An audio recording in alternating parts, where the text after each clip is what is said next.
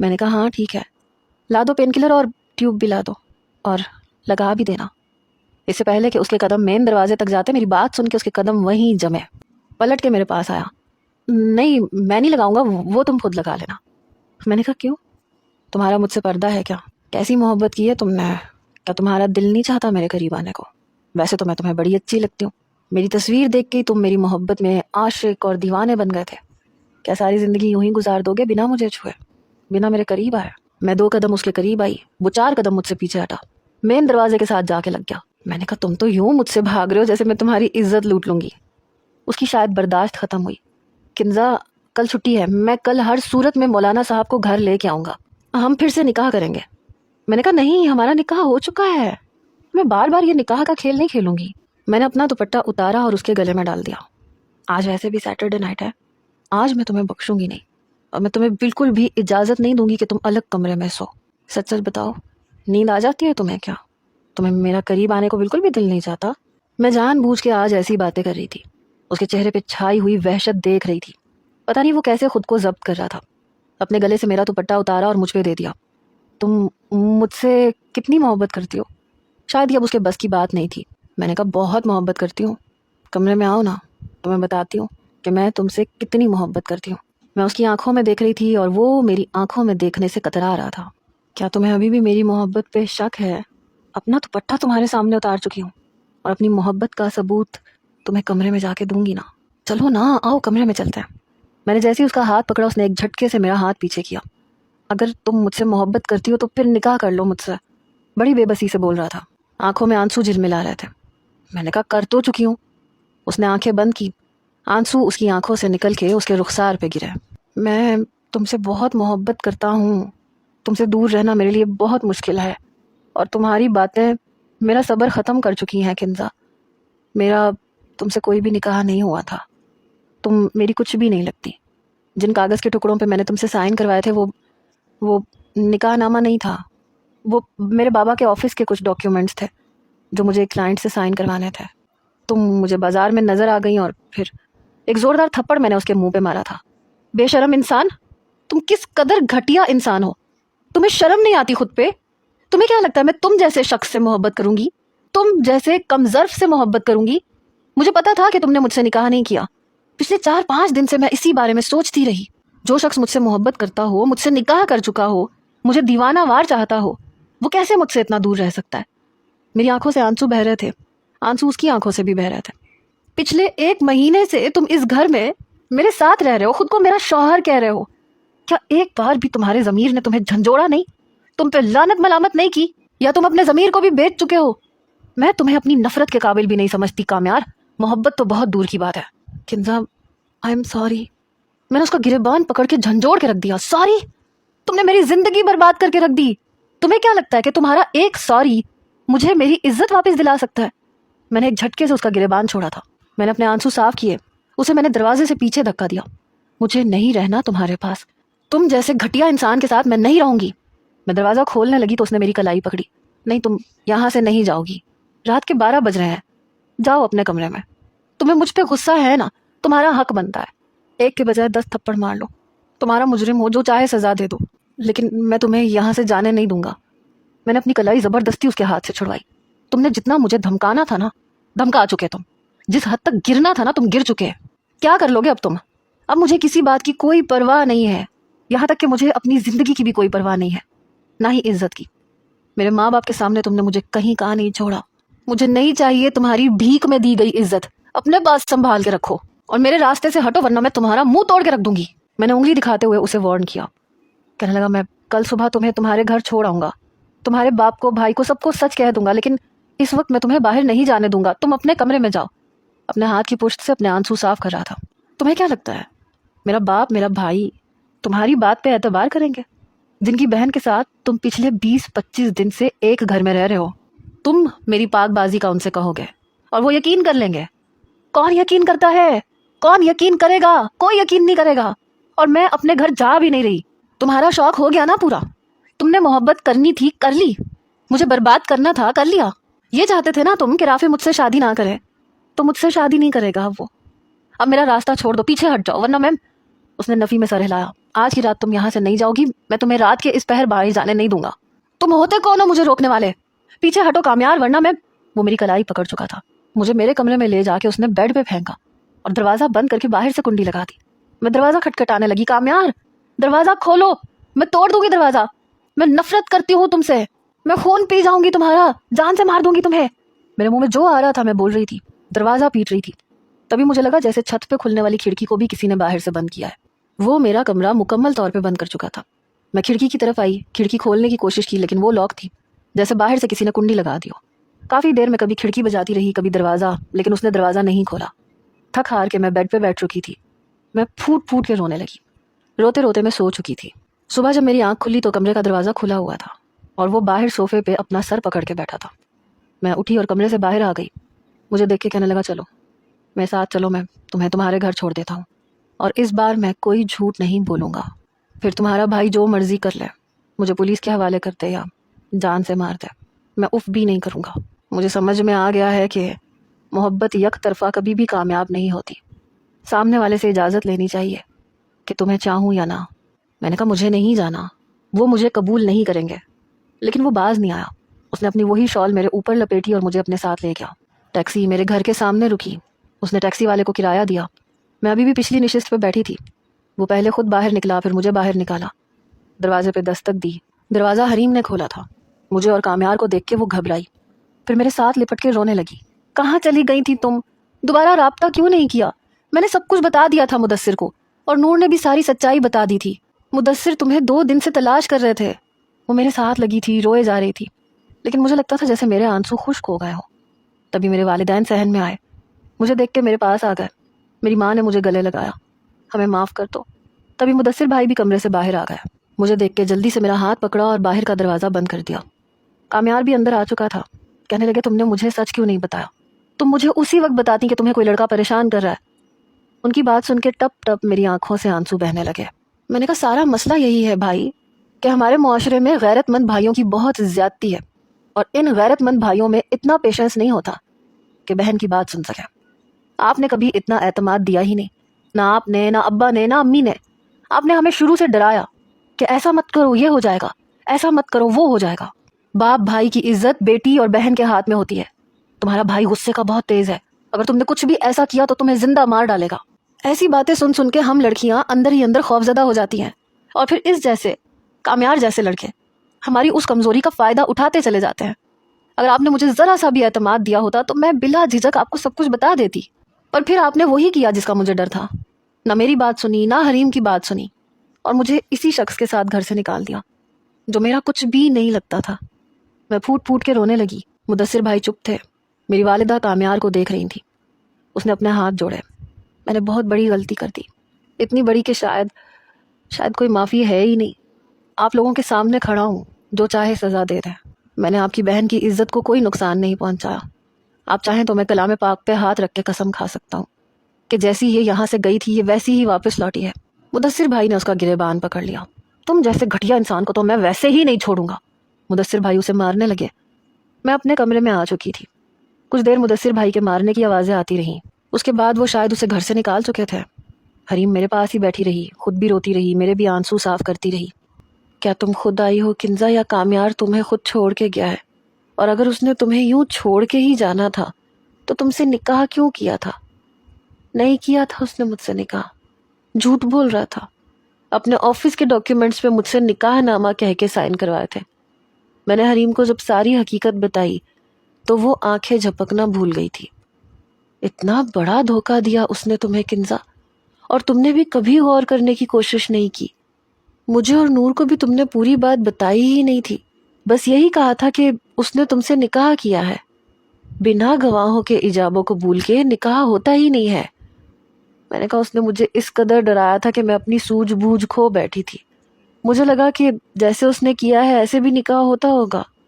تمہارے سامنے ہے، وہ دھڑلے سے گھر آ جاتا تھا، ڈراتا تھا، دھمکاتا تھا، میں کیا کرتی؟ اور پھر جس دن وہ میرے کمرے میں آیا تھا، میں نیند کی گولی کھا کے آدھی نیند میں تھی۔ حواس تب بحال ہوئے جب مدثر بھائی نے میرے منہ پہ تھپڑ مارا، مگر تب تک بہت دیر ہو گئی تھی۔ میری ساری بات سن کے حریم کہنے لگی جو بھی ہوا کامیار نے اچھا نہیں کیا، بہت بڑا دھوکہ دیا ہے۔ میں نے کہا حریم پلیز میرے سامنے اس کا نام مت لو۔ حریم کہنے لگی مدثر نے سب سے یہ کہہ رکھا تھا کہ تم لاہور والی خالہ کے پاس ہو، اس لیے محلے والوں کو کوئی خبر نہیں ہے، یہاں تک کہ میرے گھر والوں کو بھی کسی بات کا علم نہیں ہے، بس نور سب جانتی ہے یا پھر ہم لوگ۔ نور بھی بہت رو رہی تھی، کہہ رہی تھی سارا قصور اس کا ہے۔ میں نے پوچھا اور رافع کو کیا کہا تم لوگوں نے؟ میری بات پہ حریم نظریں چرا گئی۔ اسے شاید کامیار کے گھر والوں نے بتا دیا تھا کہ انہیں بعد میں پتہ چلا کہ جس لڑکی سے کامیار نے شادی کی تھی وہ رافع کی منگیتر تھی، اس لیے ان کے گھر سے انکار ہو چکا ہے۔ میں نے ایک گہری سانس لی، چلو اچھا ہے، اس کا قصہ بھی ختم ہوا، اس نے بھی اپنے دوست کا اصلی روپ دیکھ لیا۔ حریم کہنے لگی تم چاہے تو رافع کو کال کر لو، اس سے بات کر کے دیکھو، شاید وہ مان جائے۔ میں نے نفی میں سر ہلایا، نہیں حریم، وہ مجھے اپنا بھی لے تو ساری زندگی مجھ پہ شک کرتا رہے گا، اور میں ساری زندگی تو اسے وضاحتیں نہیں دے سکتی، مجھے آگے پڑھنا ہے، اپنی ڈگری کمپلیٹ کرنی ہے۔ حریم کہنے لگی مدثر بعد میں بہت پچھتایا تھا جب اسے سچ کا پتہ چلا۔ میں نے کہا ان کا پچھتاوا میرے کس کام آیا؟ کاش بچپن میں ہمیں یہ کہا جاتا کہ تمہارے ساتھ کچھ بھی ہو تو یہ مت سمجھنا کہ تمہارے پیچھے کوئی بھی نہیں ہے، تمہاری طرف اٹھنے والی آنکھ کو ہم نکال کے باہر کر دیں گے۔ آج شاید میں جس مقام پہ کھڑی ہوں تو پھر میں وہاں نہ ہوتی، پتہ نہیں قصوروار کون تھا۔ بہرحال مدثر بھائی مجھ سے اتنا شرمندہ تھے کہ کئی روز مجھ سے بات کرنے کی ان کی ہمت ہی نہیں ہوئی۔ میری والدہ بھی مجھے ساتھ لگا کے رونے لگی کہ ہمیں تمہیں یوں دھکے دے کے نہیں نکالنا چاہیے تھا، دیکھنا چاہیے تھا کہ اس نے نکاح کیا بھی ہے کہ نہیں، ہم نے تو کچھ پوچھا بھی نہیں، تصدیق ہی نہیں کی، یہ ہماری بھی غلطی ہے۔ پھر باتوں باتوں میں مجھ سے کہنے لگی سچ سچ بتاؤ کنزا، کیا اس لڑکے نے تمہارے ساتھ کچھ غلط تو نہیں کیا؟ میں نے کہا اگر آپ کو اتنی ہی بے یقینی تھی تو قرآن پاک اٹھوا لیتی اس سے، یا ایسے کریں امی آپ میرے ٹیسٹ کروا لیں، میں آپ لوگوں کی شک بھری نظریں خود پہ برداشت نہیں کر سکتی، خدا کے لیے مجھے مزید ذہنی اذیت اور تکلیف نہ دیں۔ میں یونیورسٹی جانے لگی تھی، میرا 1 مہینے کا جو حرج ہوا تھا میں اب زیادہ تر اپنے کمرے میں رہتی اور پڑھتی رہتی تھی۔ ابھی 15 دن گزرے تھے کہ شام کے وقت دروازے پہ دستک ہوئی، دروازہ حریم نے کھولا، کچھ دیر بعد وہ میرے کمرے پہ دستک دینے لگی۔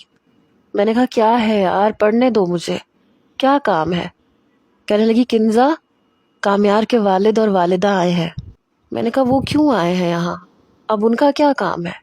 ان کا بیٹا تو واپس ان کے گھر چلا گیا ہے، اور اب انہیں یہ بھی ٹینشن نہیں ہونی چاہیے کہ اس نے مجھے طلاق دی ہے یا نہیں دی، کیونکہ نکاح تو ہوا ہی نہیں تھا۔ پھر یہاں پہ کیا لینے آئے ہیں؟ کہنے لگی پتہ نہیں، وہ کہہ رہے ہیں کہ تم سے بات کرنی ہے۔ میں نے کہا حریم ان سے جا کے کہہ دو کہ مجھے کسی سے بھی کوئی بات نہیں کرنی، خدا کے لیے میرا پیچھا چھوڑ دیں، چلے جائیں یہاں سے۔ حریم کہنے لگی تمہیں کیا لگتا ہے میں نے کہا نہیں ہوگا یہ؟ میں نے کہا ہے، چچی نے بھی کہا ہے، لیکن وہ ہاتھ جوڑ کے کہہ رہے ہیں کہ بس ایک بار کنزا سے کہیں ہماری بات سن لے، اور وہ دونوں رو رہے ہیں۔ یہ سن کے مجھے حیرت ہوئی، میں نے کہا کیوں رو رہے ہیں؟ حریم نے کندھے اچکائے، میں کچھ نہیں جانتی، وہ کچھ بتا ہی نہیں رہے، بس یہ کہہ رہے ہیں کہ کنزا سے بات کرنی ہے۔ میں نے دوپٹہ اچھے سے سر پہ لیا اور ڈرائنگ روم میں آ گئی۔ مجھے دیکھتے ہی اس کے والد اور والدہ کھڑے ہو گئے، اپنی آنکھوں سے آنسو صاف کر رہے تھے۔ مجھے دیکھ کے کہنے لگے بیٹا پلیز بیٹھو۔ میں سامنے والے صوفے پہ بیٹھ گئی۔ میں نے کہا آپ بھی تشریف رکھیے۔ پھر میں نے حریم سے کہا کہ ان کے لیے کچھ شربت پانی لے کے آؤ، مہمان ہیں ہمارے۔ اس کے والد کہنے لگے نہیں بیٹا اس کی ضرورت نہیں ہے۔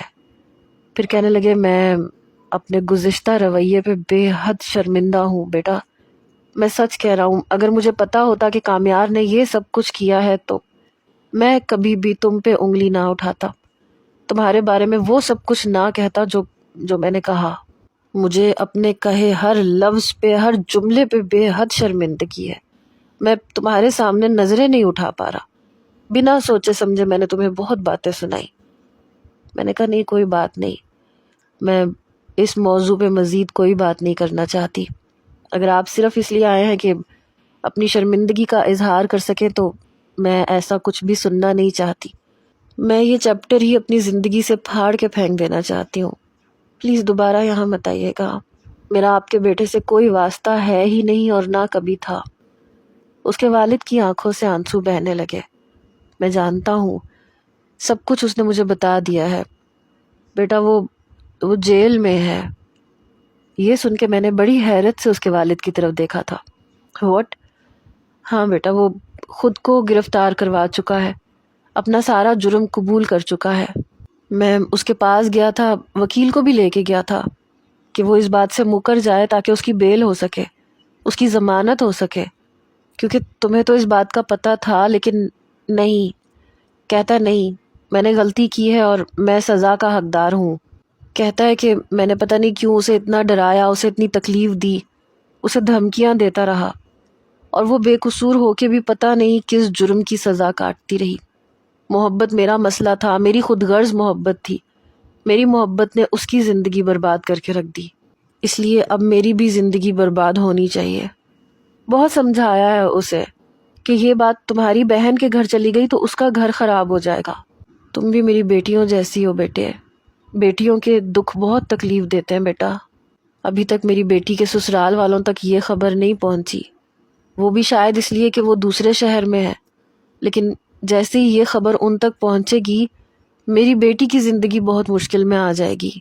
خدا کے لیے تم معافی نامہ درج کروا دو کہ تم نے اسے معاف کر دیا، ورنہ وہ کسی کی بھی نہیں سن رہا۔ اس کی ماں نے اس کے آگے ہاتھ جوڑے ہیں، میں نے اس کے پیروں تک کو ہاتھ لگانے کی کوشش کی ہے، لیکن کہتا ہے کہ نہیں، مجھے سزا ملنی چاہیے، اور مجھ جیسے ہر نوجوان کو سزا ملنی چاہیے جو صرف اپنی خود غرض محبت کو پانے کی خاطر اسے تکلیف میں ڈال دیتے ہیں جسے انہوں نے چاہا ہوتا ہے۔ ہر اس نوجوان کو سزا ملنی چاہیے، اور میں یہ سزا ضرور کاٹوں گا۔ اسے یہ تک پرواہ نہیں ہے کہ یہ سزا صرف ایک شخص کی نہیں ہوتی، بلکہ اس کے کیے کی سزا اس کے سب گھر والوں کو بھگتنی پڑتی ہے، اور کامیار کی سزا اس کی بہن کو بھی بھگتنی پڑے گی۔ خدا کے لیے بیٹا، وہ ہاتھ جوڑ کے پھوٹ پھوٹ کے رو رہے تھے۔ کہو تو میں تمہارے پیر پہ ہاتھ رکھ کے معافی مانگ لیتا ہوں، تمہاری منت کر لیتا ہوں۔ یہ سن کے میں فوراً سے کھڑی ہو گئی۔ میری والدہ، حریم سب حیران تھے۔ اسی وقت میرے والد اور بھائی بھی آ گئے۔ کافی باتوں کا انہیں بھی اندازہ ہو چکا تھا۔ مدثر بھائی کہنے لگے، کنزا کوئی ضرورت نہیں ہے معافی نامہ لکھنے کی، اچھا ہوا کہ اس نے خود کو خود ہی گرفتار کروا دیا، ورنہ میں بھی یہی کروانا چاہتا تھا۔ اسے سزا ملنی چاہیے۔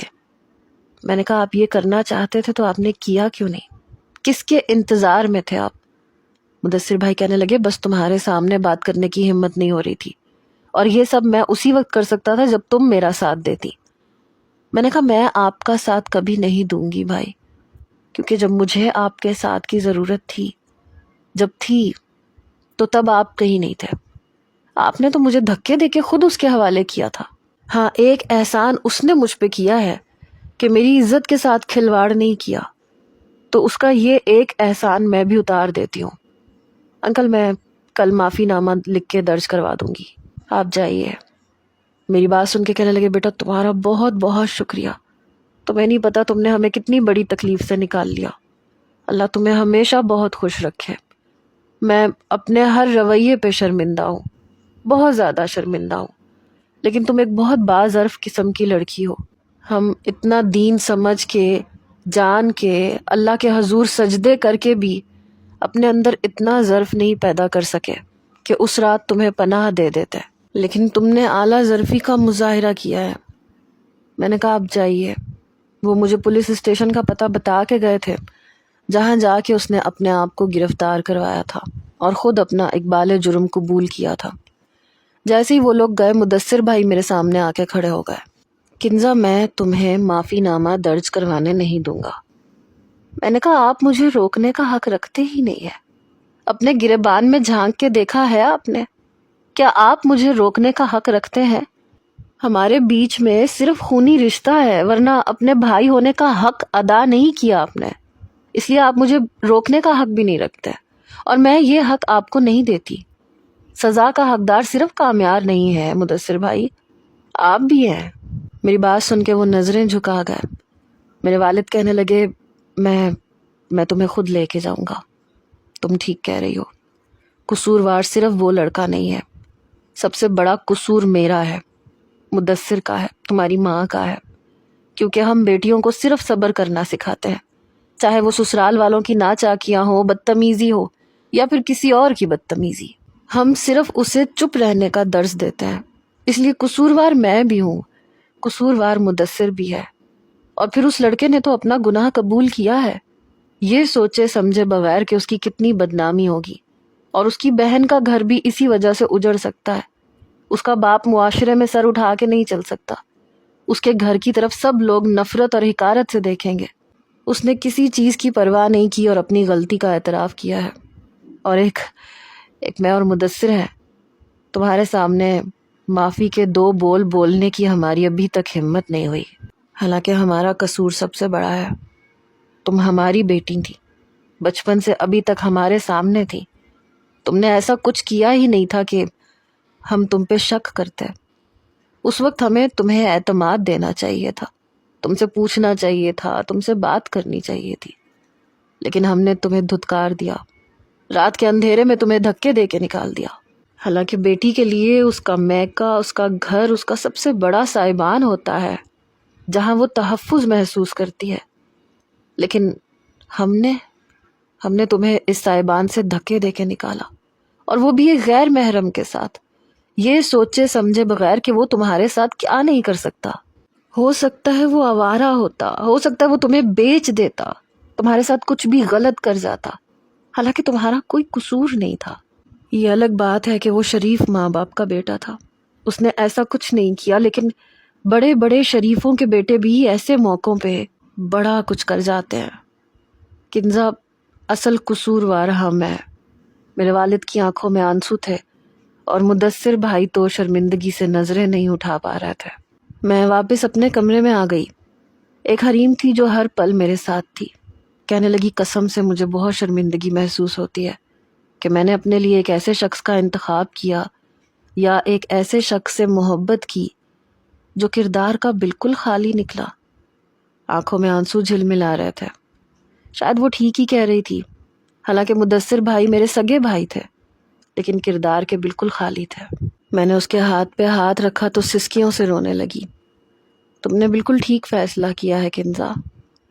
میں نے معافی نامہ لکھا اور اسے پولیس اسٹیشن میں جا کے درج بھی کروا دیا کہ کامیار نے میرے ساتھ جو کچھ بھی کیا بے شک غلط کیا، لیکن میں اسے معاف کرتی ہوں، اس لیے اس کی سزا کو ختم کر کے اسے آزاد کر دیا جائے۔ میں یہ معافی نامہ درج کروا کے اپنے والد کے ساتھ گھر آ چکی تھی۔ میں باقاعدگی سے یونیورسٹی جانے لگی تھی، نہ تو دوبارہ کبھی رافع کا فون آیا، نہ میں نے اسے دوبارہ کال کی۔ میرے پیپرز ختم ہو چکے تھے، اب مجھے اپنے رزلٹ کا انتظار تھا۔ سوچ رہی تھی کہ بینک کی جاب کر لوں، تبھی ایک بار پھر سے کامیار کے والد اور والدہ آئے۔ میرے والد اور والدہ نے انہیں ڈرائنگ روم میں بٹھایا۔ اتفاق تھا کہ میں لاؤنج میں ہی تھی۔ حریم کہنے لگی، اب اس کے والدین کیوں آئے ہیں؟ میں نے کہا مجھے کیا پتا۔ بہرحال میں ڈرائنگ روم میں گئی تو وہ میرا شکریہ ادا کرنے لگے۔ میں نے کہا کوئی بات نہیں، لیکن آپ لوگوں کو یہاں نہیں آنا چاہیے تھا۔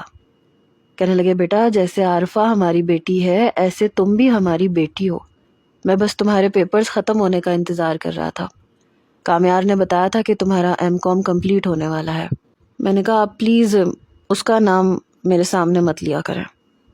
کہنے لگے وہ پہلے سے کافی سدھر گیا ہے، بار بار مجھ سے کہہ رہا تھا کہ شاید میں نے تمہیں فورس کیا ہے اس لیے تم نے معافی نامہ دیا ہے اور تم نے اسے دل سے معاف نہیں کیا۔ میں نے کہا کیا فرق پڑتا ہے، آپ کا مسئلہ حل ہو گیا نا۔ کہنے لگے بیٹا مجھے اندر سے بہت گلٹ فیل ہو رہا ہے، تمہارے ساتھ ہم نے بہت برا کیا اور بدلے میں تم نے ہمارے ساتھ بہت اچھا کیا۔ میری بیٹی کا گھر بس گیا، کسی کو پتہ نہیں چلا، ہماری عزت رکھ لی تم نے، اس لیے میں چاہتا ہوں بیٹا کہ تم جیسی پیاری سی بیٹی میرے گھر کی بیٹی بن جائے۔ ان کی بات کا مفہوم سمجھ کے میں اٹھ کے کھڑی ہو گئی۔ میں نے کہا میں اس کی شکل بھی دیکھنا نہیں چاہتی، اسے اتنا کچھ کر کے بھی چین نہیں آیا، ابھی بھی اس نے یہ سوچ لیا کہ وہ میرے لیے رشتہ بھیجے گا اور میں مان جاؤں گی کیونکہ میرے پاس دوسرا کوئی آپشن نہیں رہ گیا، میری منگنی ٹوٹ گئی ہے اس لیے۔ وہ کہنے لگے با خدا مجھے کامیار نے نہیں بھیجا، وہ اتنا شرمندہ ہے کہ وہ یہ بات مجھ سے کہہ ہی نہیں سکتا، میں خود آیا ہوں، یہ میری خواہش ہے، میں تمہیں اپنی خواہش پہ اپنے گھر لے جانا چاہتا ہوں، اپنے گھر کی عزت بنانا چاہتا ہوں، تم بھی میری بیٹی ہو۔ میں نے کہا اچھا، اور اگر میں یہ کیس واپس نہ لیتی، معافی نامہ درج نہ کرواتی، تو کیا تب بھی آپ ایسا چاہتے؟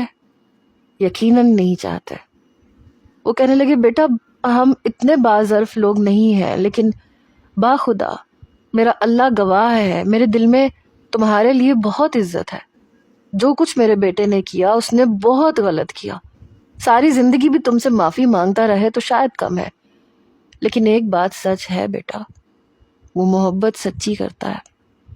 بیٹے وہ تمہیں خوش رکھے گا، اور اگر وہ کسی کے ساتھ خوش رہ سکتا ہے تو وہ بھی صرف تم ہو۔ بیٹا نہ وہ کسی اور کو خوش رکھ سکتا ہے، نہ وہ کسی اور کے ساتھ خوش رہ سکتا ہے۔ یہ مت سمجھنا کہ کامیار کے کہنے یا مجبور کرنے پہ میں یہاں تمہارے پاس آیا ہوں، بلکہ وہ تو خود کو تمہارے قابل سمجھتا ہی نہیں ہے۔ وہ تو کہتا ہے کہ میں اسے ڈیزرو نہیں کرتا، اور وہ بہت اچھے شخص کو ڈیزرو کرتی ہے، اور مجھ جیسے دھوکے باز اور جھوٹے اور خود غرض شخص کی یہی سزا ہونی چاہیے کہ وہ مجھے نہ ملے۔ اس کا یہی احسان بہت ہے کہ اس نے مجھے معاف کر دیا۔ بیٹا اس بار میں سوالی بن کے آیا ہوں، اس امید پہ کہ تم انکار نہیں کرو گی۔ میں نے کوئی جواب نہیں دیا اور میں وہاں سے اٹھ کے اپنے کمرے میں آ گئی۔ میری والدہ اور حریم میرے کمرے میں آئی۔ حریم کہنے لگی کنزہ تم پہ کوئی زور زبردستی نہیں ہے، جو فیصلہ تم کرو گی وہی ہمیں منظور ہوگا۔ میری والدہ کہنے لگی ہاں بیٹا تم چاہو تو وقت لے سکتی ہو۔ میں نے کہا آپ انہیں ہاں کہہ دیں۔ میرا جواب سن کے حریم اور میری والدہ دونوں ہی حیران ہوئی تھی۔ اتنی جلدی کنزہ تم چاہو تو وقت لے سکتی ہو؟ میں نے کہا نہیں، میں اب مزید سوچنا نہیں چاہتی، آپ ہاں کر دیں۔ میری والدہ کے چہرے پہ مسکراہٹ تھی، جیسے تم خوش ہو۔ وہ کمرے سے باہر چلی گئی۔ حریم میرے پاس آ کے بیٹھ گئی۔ کنزہ مجھے تو لگا تھا کہ تم انکار کر دو گی۔ میں نے کہا میں نہیں جانتی کہ میں نے انکار کیوں نہیں کیا، شاید میری زندگی میں آنے والا وہ واحد مرد تھا۔ میں نے برا سوچا، ڈر کے سوچا، مگر سوچا اسی کو تھا۔ اگر وہ بدل چکا ہے تو کیا حرج ہے، اسے ایک موقع دے دیا جائے۔ جب میں اپنے باپ اور بھائی کے لیے دل میں اتنی وسعت رکھتی ہوں کہ انہیں معاف کر کے انہیں ایک موقع دوں، تو پھر اسے کیوں نہیں؟ حریم کہنے لگی ہاں حرج تو کوئی نہیں ہے۔ میں سچ میں نہیں جانتی تھی کہ میں اتنے آرام سے کیوں مان گئی۔ میں یہ بھی نہیں جانتی تھی کہ میں اس فیصلے پہ خوش ہوں یا نہیں۔ دل میں کوئی احساس نہیں تھا۔ شادی کی تیاریاں میرے گھر میں شروع ہو چکی تھیں۔ کامیار کی مجھے نہ کوئی کال آئی، نہ میں نے اس سے بات کرنے کی کوشش کی۔ ویسے بھی 1 مہینے بعد ہی شادی تھی۔ نور کو اللہ نے ایک بیٹے سے نوازا تھا۔ میں نور سے ملنے ہاسپٹل گئی تھی، اس کے بیٹے کو پیار کرنے لگی۔ وہ مجھے بڑے غور سے دیکھ رہی تھی۔ اس سے پہلے کہ مجھ سے پھر سے معذرت کرتی، میں نے پہلے ہی اسے منع کر دیا۔ نور میرے دل میں تمہارے لیے کوئی گلہ نہیں ہے، پرانی باتوں کو بھول جاؤ۔ شادی کی رات بھی آ گئی۔ نکاح کے وقت ایجاب و قبول کرتے ہوئے مجھے ساری باتیں یاد آنے لگی۔ سائن کرتے وقت وہ وقت بھی یاد آیا جب کامیار نے ڈرامہ رچایا تھا۔ نکاح کے بعد مجھے برائیڈل روم سے باہر لے جا کے کامیار کے برابر میں بٹھا دیا گیا۔ اس بار وہ کھسک کے پیچھے نہیں ہٹا تھا۔ میں نے قصدن بھی اسے دیکھنے کی کوشش نہیں کی، البتہ دل نے پتہ نہیں کیوں ادھم مچا رکھی تھی۔ دودھ پلائی کی رسم ہوئی، کوئی بحث نہیں کی اس نے۔ جتنے پیسے حریم نے مانگے کامیار نے اسے دے دیے۔ کچھ ہی دیر میں رخصتی بھی ہو گئی۔ گاڑی وہی ڈرائیو کر رہا تھا۔ اس کی والدہ اور بہن پیچھے میرے ساتھ بیٹھی تھی۔ اس کے والد فرنٹ سیٹ پہ اس کے ساتھ بیٹھے تھے۔ بڑی خاموشی سے وہ ڈرائیو کر رہا تھا اور سامنے لگے شیشے سے کنکھیوں سے مجھے دیکھ رہا تھا، لیکن میں نے اس کی طرف نہیں دیکھا۔ اس کی بہن اسے چھیڑ رہی تھی، بری بات کامیار، چوری چوری دیکھنا بند کرو اور سامنے دیکھو کہیں گاڑی نہ مار دینا کسی کو۔ مگر وہ اپنی بہن کی کسی بات کا نہ تو جواب دے رہا تھا نہ مسکرا رہا تھا، بس چپ تھا۔ گھر پہنچ کے اس کی والدہ اور بہن نے ہی مجھے اترنے میں مدد دی۔ خاصی باتونی قسم کی تھی عارفہ، ہر بات سے انجان تھی۔ بس اسے یہ پتا تھا کہ اس کا بھائی جسے پیار کرتا ہے میں وہ ہوں، اور اب میری اس سے شادی ہو چکی ہے۔ کامیار کی بھابھی اور بہن ہی مجھے اس کے کمرے میں بٹھا کے جا چکی تھی۔ کمرے میں پھولوں کی ہلکی ہلکی سجاوٹ تھی. دل پتہ نہیں کیوں اتنی زور سے دھڑک رہا تھا. پہلی بار تو میں نے اسے دیکھنا نہیں تھا، نہ بات کرنی تھی. شاید جو کچھ ہمارے بیچ ہو چکا تھا اس لیے. 1 گھنٹہ گزر گیا لیکن وہ کمرے میں نہیں آیا. جیسے جیسے وقت گزر رہا تھا میری بے چینی بڑھنے لگی. رات کے 2 بجے کمرے کا دروازہ کھلا. میں سنبھل کے بیٹھ گئی. وہ کمرے میں داخل ہوا، دروازہ بند کیا. پتہ نہیں کیوں میرا دل مٹھی میں آیا. عجیب سی کیفیت تھی جو پہلے کبھی بھی نہیں ہوئی تھی. اس نے اپنی شیروانی کا کوٹ اتارا، الماری میں رکھا، پھر چلتا ہوا میرے پاس آیا، میرے سامنے بیٹھ گیا. کچھ دیر مجھے دیکھتا رہا، پھر کچھ سوچنے لگا، پھر نفی میں سر ہلانے لگا. نہیں، تم مجھ سے شادی کیسے کر سکتی ہو، مجھ جیسے شخص سے؟ سچ سچ بتاؤ کنزا، تمہیں میرے والدین نے فورس کیا تھا؟ میں نے نفی میں سر ہلایا. نہیں، انہوں نے مجھے فورس نہیں کیا. پھر تمہاری فیملی نے پریشرائز کیا ہوگا. تمہاری شادی میرے علاوہ کسی سے نہیں ہو سکتی، میرے علاوہ کوئی تمہیں اپنائے گا نہیں کیونکہ تم میرے ساتھ رہ چکی ہو. ایسا سب کچھ کہا ہوگا تمہیں. تم نے مجبوراً مجھے اپنایا ہے نا. وہ بے یقین تھا. نہیں، مجھے میری فیملی نے پریشرائز نہیں کیا، اور نہ ہی کوئی یہ جانتا ہے کہ میں تمہارے ساتھ تھی. میری فیملی نے سب سے یہ کہا تھا کہ میں اپنی خالہ کے گھر گئی ہوں. میں نے یہ فیصلہ کسی کے پریشر میں آ کے نہیں کیا. میری بات سن کے وہ کچھ دیر مجھے دیکھتا رہا. تو پھر تم میرے لیے کیسے مان سکتی ہو، مجھ جیسے شخص کے لیے؟ میں خود کو اتنا خوش نصیب نہیں سمجھتا کہ تم مجھے اپنے لیے پسند کرو. تو بتاؤ تم کیوں مان گئی؟ میں نے ہچکچاتے ہوئے کہا، پتہ نہیں کیوں، میں خود بھی نہیں جانتی کہ میں تمہارے لیے کیوں مان گئی، حالانکہ میں تمہیں پسند نہیں کرتی. اور میں یہ بھی جانتی ہوں کہ دھوکے باز اور چیٹر کو چانس نہیں دینا چاہیے. لیکن پھر بھی میں نے بات ادھوری چھوڑ دی. پھر بھی تم مان گئی؟ وہ ابھی بھی بے یقین تھا. میں نے اس بات میں سر ہلایا. وہ اٹھ کے کھڑا ہو گیا. میں پچھلے 1 مہینے سے یہی سوچ رہا تھا کہ تم مان کیسے گئی. میں یہی سمجھتا رہا کہ تمہارے پاس دوسرا کوئی آپشن نہیں ہوگا، تم مجھے مجبوراً اپناؤ گی. مگر کنزا، میرے خیال سے اگر کسی کو بھی سچائی کا پتہ ہی نہیں تھا تو تم کسی سے بھی شادی کر لیتی. مجھ سے کیوں کی؟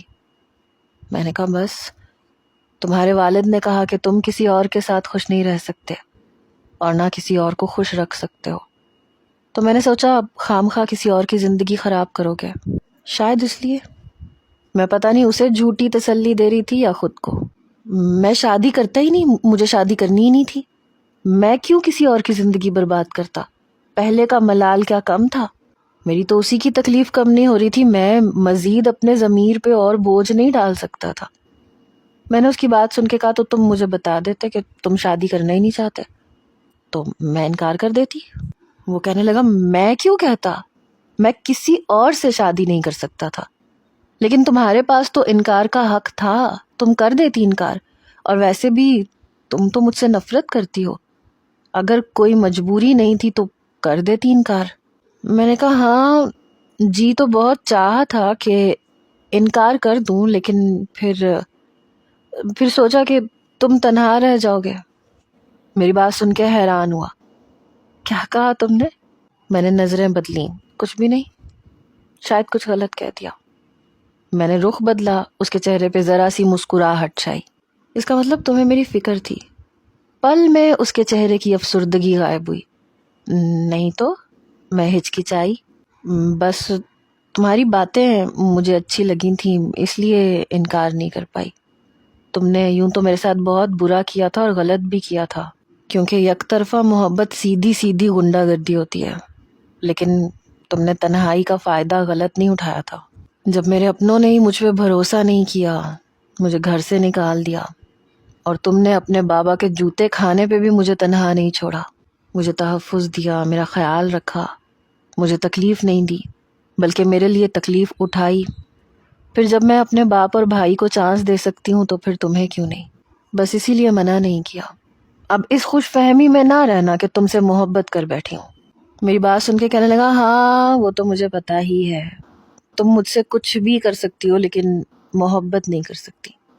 بہرحال مجھے چانس دینے کا بہت بہت شکریہ، میری تنہائی کا سوچنے کا، میری فکر کرنے کا بہت شکریہ۔ میں نے جو کچھ بھی کیا تھا محبت میں کیا تھا، میں بس یہ چاہتا تھا کہ تم رافع کو انکار کر دو اور سب کچھ ویسا ہو جائے جیسا ہونا چاہیے، لیکن جو کچھ بھی ہوا وہ میرے ہوش ٹھکانے لگانے کے لیے کافی تھا۔ بہت کڑا امتحان تھا میرے لیے جب میں تمہیں اس گھر میں لے کے گیا تھا، تب پتہ چلا تھا کہ ایک لڑکی کی عزت کیا ہوتی ہے۔ شیطان جب بھی ورگلانے کی کوشش کرتا تھا تو میں یہی سوچتا تھا کہ محبت کی توہین نہیں کر سکتا۔ جانتی ہو، بابا کی بڑی خواہش تھی کہ میں 5 وقت کی نماز پڑھا کروں، لیکن مجھے کبھی عادت نہیں پڑی۔ لیکن اس دوران میں تہجد بھی پڑھنے لگا تھا کیونکہ شیطان بہت اکساتا تھا، اور مجھے لگتا تھا کہ جب تک میں وضو میں رہوں گا شیطان کے وار سے بچا رہوں گا۔ کئی بار کوشش بھی کی کہ تمہیں سچ بتا دوں، لیکن تمہاری نفرت سے ڈرتا تھا۔ یہی سوچتا تھا کہ پہلے تمہارے دل میں جگہ بنا لوں پھر کہہ دوں گا، لیکن پھر کچھ دیر خاموشی سے مجھے دیکھتا رہا۔ کیا میں تمہارا ہاتھ پکڑ لوں؟ ہچکچاتے ہوئے پوچھ رہا تھا۔ اگر میں انکار کر دوں تو کیا نہیں پکڑو گے ہاتھ؟ میں نے الٹا سوال کیا تو مسکرانے لگا۔ یوں تو تم ایجاب و قبول کر چکی ہو اب، اور قانونی اور شرعی بیوی بھی بن چکی ہو، اس لیے پھر چپ ہوا۔ لیکن پھر بھی تم سے پوچھنا چاہتا ہوں، ہاتھ پکڑ لوں؟ میں نے کہا بس ہاتھ ہی پکڑو گے؟ میری بات پہ ہنسنے لگا۔ نہیں، شروعات یہاں سے کروں گا۔ میں نے اپنا ہاتھ خود ہی اس کی طرف بڑھا دیا۔ اب بیچارے کو اور کیا آزماتی، میں شاید اتنی بے رحم نہیں تھی۔ اس نے میرا ہاتھ پکڑا، پہلے لبوں سے لگایا، پھر رونمائی کی انگوٹھی پہنائی۔ میں کوشش کروں گا کہ میری ذات سے تمہیں کبھی بھی کوئی تکلیف نہ پہنچے، آئی پرومس۔ پھر میرے ہاتھ میں پہنی چوڑیوں کو چھیڑنے لگا۔ کنزا، تم نے دل سے تو معاف کر دیا نا مجھے؟ میں نے کہا ہاں، ورنہ یہاں نہ بیٹھی ہوتی میں۔ پھر میرے کانوں میں پہنے جھمکے کو انگلی سے چھیڑنے لگا۔ میں کچھ نروس ہوئی۔ اس کی آنکھوں میں اب وارفتگی بڑھنے لگی۔ مجھ سے محبت تو کرو گی نا؟ میرے چہرے کے بالکل قریب ہو کے پوچھ رہا تھا۔ میں نظریں جھکا گئی۔ دل کی دھڑکنوں کا شور کانوں میں گونج رہا تھا۔ پتہ نہیں، میں نے دھیرے سے کہا، پلیز تھوڑی سی محبت کر لینا، بس ذرا سی۔ یہ کہتے ہوئے میرے رخسار پہ اپنے لب رکھ چکا تھا۔ میں نے آنکھیں بند کر لیں۔ صبح میری آنکھ کسی کی سسکیوں پہ کھلی۔ میں نے آنکھیں کھول کے دیکھا تو تہجد پڑھ رہا تھا اور جائے نماز پہ بیٹھا رو رہا تھا۔ شکر ہے میرے مالک تو نے میری غلطی کا پردہ رکھ لیا، ورنہ مجھے کبھی بھی چین نہ ملتا۔ کسی لڑکی کی زندگی برباد کرنے کا ملال نہ مجھے جینے دیتا نہ مرنے دیتا۔ اس کے دل کو میرے لیے نرم کرنے کا شکریہ، اس کے دل میں میرے لیے رحم ڈالنے کا شکریہ۔ بہت سے لوگ ہوتے ہیں جو ایسا سب کچھ کرتے ہیں جو کامیار نے پہلے میرے ساتھ کیا، لیکن وہ برباد کر کے رکھ دیتے ہیں، اپناتے نہیں ہیں۔ انہیں نہ اپنی غلطی کا احساس ہوتا ہے، نہ ایک لڑکی کی عزت کا خیال ہوتا ہے۔ لیکن اسے اپنی غلطی کا احساس ہو گیا تھا، وہ واقعی بدل گیا تھا۔ جب ہم اپنے باپ اور بھائی کو چانس دے سکتے ہیں تو ایسے شخص کو کیوں نہیں، جو واقعی پشیمان ہو، جو خود کو واقعی ٹھیک کر لے۔ میرے ساس سسر میری بہت عزت کرتے تھے۔ کامیار اپنے والد کی فیکٹری جانے لگا تھا۔ جب بھی میں اس کے لیے ناشتہ بنا کے اسے بلانے کے لیے کمرے میں آتی تھی تو تولیہ کہیں، کپڑے کہیں، جوتے کہیں ہوتے تھے۔ وہ کمرہ بکھیرے ڈریسنگ کے سامنے کھڑا بال بنا رہا ہوتا تھا، لیکن مجھے دیکھتے ہی خود ہی کمرہ ٹھیک کرنے لگتا تھا۔ میں ماتھے پہ بل ڈال کے بیڈ پہ بیٹھ جاتی تھی اور وہ 2 منٹ میں کمرہ ٹھیک کر دیتا تھا۔ یہ دیکھو، ہو گیا کمرہ صاف۔ گڈ، ناشتہ بن گیا، آکے کر لو۔ یہ کہہ کے میں جانے لگی تو اس نے میرا ہاتھ پکڑ کے مجھے اپنی جانب کھینچا۔ میں پل میں اس کے ساتھ لگی۔ یہ کیا بدتمیزی ہے؟ میں نے مصنوعی ناراضگی دکھائی۔ میری ڈکشنری میں اسے محبت کہتے ہیں۔ جس دن تم سے مل کے فیکٹری نہ جاؤں نقصان دیکھنا پڑتا ہے، اس لیے جلدی سے کس دو تاکہ میرا دن اچھا سا گزر سکے۔ اس کے ارادے بھانپ کے میں پیچھے ہٹنے لگی۔ چھوڑو مجھے، چائے ٹھنڈی ہو جائے گی اور میں دوبارہ گرم کر کے نہیں دوں گی، میں نے دھمکی دی۔ تو ٹھنڈی پی لوں گا لیکن تمہارا بہانہ نہیں سنوں گا۔ وہ میرے قریب ہونے لگا۔ امی آپ یہاں؟ میں نے جان بوجھ کے دروازے کی طرف دیکھ کے کہا۔ وہ ایک دم بوکھلا کے پیچھے ہٹا اور میں بھاگ کے کمرے سے باہر نکلی۔ ناشتے کے دوران وہ مجھے ہی گھور کے دیکھ رہا تھا۔ وقت یوں ہی گزرنے لگا تھا۔ کبھی کبھی مجھ سے کہتا تھا کہ مجھے یو کے جانے سے پہلے تمہارا رشتہ مانگ لینا چاہیے تھا، لیکن اس وقت اتنی عقل ہی نہیں تھی۔ اب سمجھ میں آ گیا ہے کہ کوئی پسند ہو تو رشتہ مانگنے میں دیر نہیں کرنی چاہیے۔ شادی کے 1 سال بعد اللہ نے مجھے بیٹی دی۔ اس وقت اپنی بیٹی کو گود میں پکڑ کے پتہ نہیں کیوں کامیار کی آنکھوں میں آنسو تھے، حالانکہ سب خوش تھے۔ مجھے اس کی آنکھوں میں آنسو دیکھ کے برا لگا تھا کہ کیا اسے بیٹیاں پسند نہیں ہیں۔ جب سب مجھ سے مل کے ہاسپٹل کے کمرے سے واپس چلے گئے تو میں نے کامیار سے پوچھا کہ تم چپ کیوں ہو؟ ابھی بھی آئرہ اسی کی گود میں تھی، کیا بیٹی ہوئی ہے اس لیے؟ میری بات سن کے برجستہ اس نے میری طرف دیکھا۔ ارے نہیں، یہ کہتے ہوئے آئرہ کو سینے سے لگایا، اس کے ماتھے پہ بوسہ دینے لگا۔ مجھے تو اس پہ بے حد پیار آ رہا ہے، ماشاء اللہ سے ہے ہی اتنی پیاری، بس ڈر لگ رہا ہے کنزا۔ وہ میرے پاس آ کے کھڑا ہو گیا۔ کیسا ڈر؟ کہیں میری بیٹی کے ساتھ وہ سب کچھ تو نہیں ہوگا نا جو میں نے کیا؟ میں نے جلدی سے آئرہ کو گود میں بھر کے سینے سے لگایا۔ اللہ نہ کرے، ایسا کیوں سوچ رہے ہو؟ کہنے لگا اللہ تعالیٰ میرے اس گناہ کو معاف کر دے اور کبھی میری بیٹی ایسے حالات سے نہ گزرے۔ باپ بننے کے بعد مرد کو شاید یہی فکر ستاتی ہے جو اسے ستا رہی تھی۔